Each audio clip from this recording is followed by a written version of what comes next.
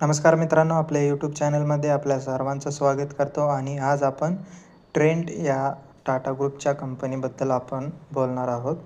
तर ट्रेंडमध्ये झुडिओ, वेस्टसाईड हे बिझनेस येतात.